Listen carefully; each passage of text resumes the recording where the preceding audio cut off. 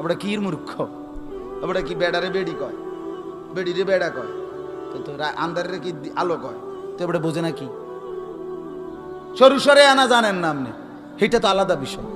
তাইলে আমরা প্রত্যেকেই বিবেকবান, আমরা প্রত্যেকেই বুঝবান, আমাদের প্রত্যেকেরই অনুভূতি আছে, তাহলে আমরা মুমিন।